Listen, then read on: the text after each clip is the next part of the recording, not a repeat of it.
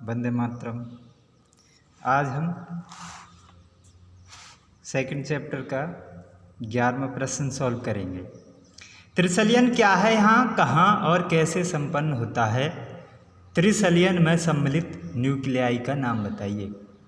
तो आवृत बीजी आप समझते हैं, जिनके बीजों में आवरण पाया जाता है, ये या कह दें फल भित्ति पाई जाती है गुण, तो उनको कहते हैं आवृत बीजी। अनावृत बीजी खाली इन पे फल भित्ति नहीं पाई जाती, अर्थात फल निर्माण ही नहीं होता है, खाली बीजों का निर्माण होता है, उन्हें अनावृत बीजी कहते हैं। तो ये समझ में आया। पादपों में भ्रूणपोष में एक नर युग्मक अंड कोशिका से संयुग्मन करके द्विगुणित 2n युग्मनज का निर्माण करता है। यह प्रक्रिया युग्मनज कहलाती है। यहाँ देखें, fusion of sperm nucleus with 2 polar nuclei, तो इसको कहेंगे हम। इससे पहले देखें यहाँ पे fusion of sperm with egg, इसको बोलेंगे हम संयुग्मन, ठीक है। या फिर मैंने यहाँ स्ट्रक्चर समझाने की, पहला नर युग्मन मेल गैमेट है, एग सेल से फ्यूजन करेगा तो 2n, तो ये क्या हो जाएगा, द्वितीयक युग्मनज, डिप्लॉइड जाइगोट इंग्लिश में कहें तो, ठीक है। समझ में आया। तो दूसरा नर युग्मक केंद्रक 2n मतलब डिप्लॉइड के साथ मिलकर त्रिगुणित भ्रूणपोष केंद्रक का निर्माण करता है। अब यहाँ पे देखो, मैंने इसमें समझाने की कोशिश की गई है। मेल गैमेट्स एंड हैप्लॉइड मतलब अगुणित है, 2 पोलर न्यूक्लियाई मतलब द्विगुणित है, डिप्लॉइड है, तो इनका फ्यूजन होगा तो 3n, तो ट्रिपल फ्यूजन हो जाएगा। देखिए ये यहाँ पे हो रहा है, fusion of sperm nucleus with 2 polar nuclei, ठीक है। ये ओवुल या बीजांड कह लें, ठीक है, इसमें यहाँ पे हो रहा है। तो दूसरा जो है, या स्ट्रक्चर के माध्यम से देखो हमने समझाने की कोशिश की है यहाँ पे, और यहाँ पे बताया ऐसा होता है। तो इस प्रक्रिया जो प्रक्रिया त्रिसलियन या त्रिसमीकरण कहलाती है। ये इस प्रकार दोनों युग्मक निषेचन प्रक्रिया में भाग लेते हैं, अर्थात द्विनिषेचन 2 बार होता है, इसलिए इस प्रक्रिया को द्विनिषेचन भी कहते हैं। अतः संयुग्मन तथा त्रिसमीकरण दोनों निषेचन के ही भाग हैं। इस प्रक्रिया में कुल 5 केंद्रक भाग लेते हैं, ठीक है। तो संयुग्मन के फलस्वरूप बना युग्मन भ्रूण का निर्माण करता है, भ्रूण समझते हैं, ठीक है। तो त्रिसलियन के पश्चात बना त्रिगुणित केंद्रक भ्रूणपोष का निर्माण करता है। इसमें भोजन संग्रहित होता है, जो भ्रूणपोष के परिवर्धन के समय भ्रूण को पोषण मतलब न्यूट्रिशन देने का काम करता है। इसका स्क्रीनशॉट ले लेंगे। चलते हैं नेक्स्ट प्रश्न की ओर।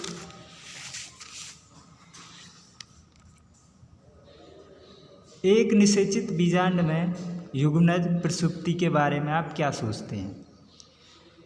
तो पहले बीजांड ओव्यूल, ये जो दिखाया गया है, दिख रहा है, ये है।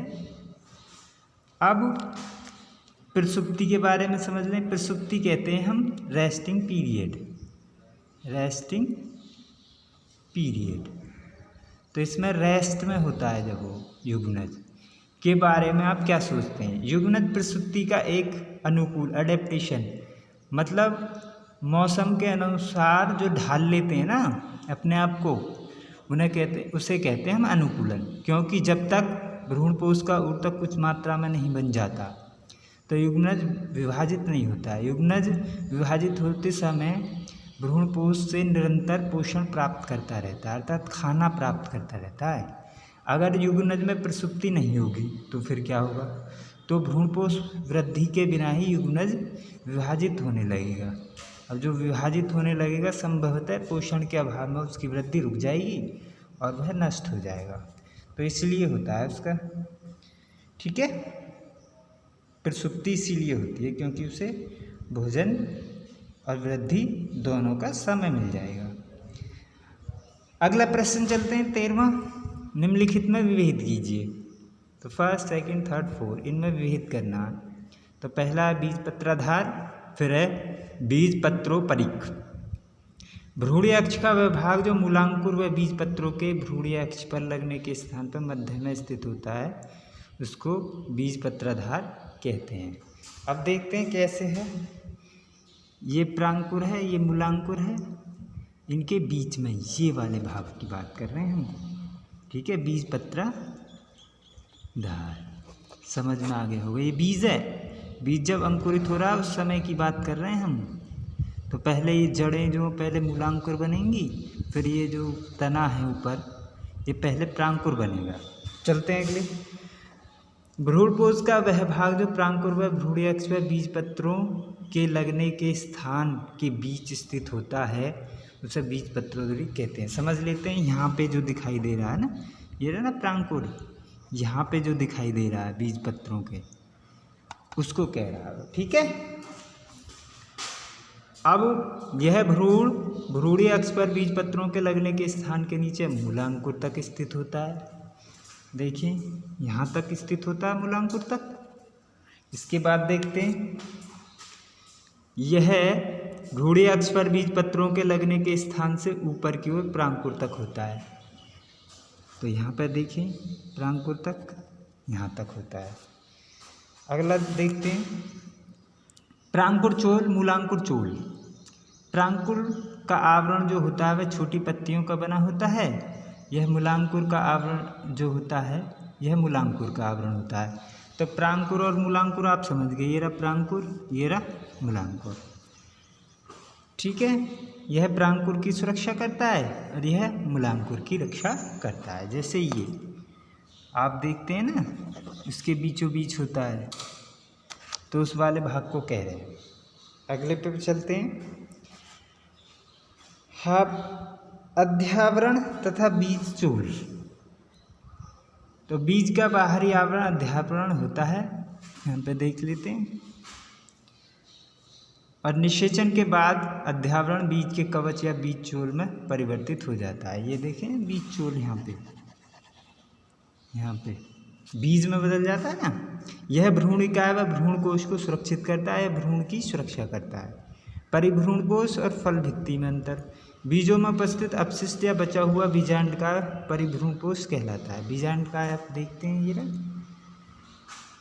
तो निषेचन के बाद अंडाशय की भित्ति के फल भित्ति के कवच या फल भित्ति में परिवर्तित हो जाता है। तो फल भित्ति में आप बताया था, जैसे ये बीज है कोई, ये पेंसिल खराब हो गई है, तो बीज चोल जो होता है ना, उस पे ये जो आवरण होता है, जैसे ये दिखाई दे रहा है फल पे आवरण, ये बीज है मान लीजिए, ये आवरण है, तो इसको कहेंगे हम फल भित्ति। यह फल व बीज के अतिरिक्त पोषण प्रदान करता है। ये जो है ना पोषण देता है इसको, ये फल भित्ति मान लें इसे। यह फल की सुरक्षा भी, यह फल की सुरक्षा करता है। Thanks for watching video. मिलते हैं नेक्स्ट वीडियो में। इतने आप इसका स्क्रीनशॉट ले लेंगे, ले लिया होगा, इसका भी ले लेंगे, ले लिया होगा। धन्यवाद।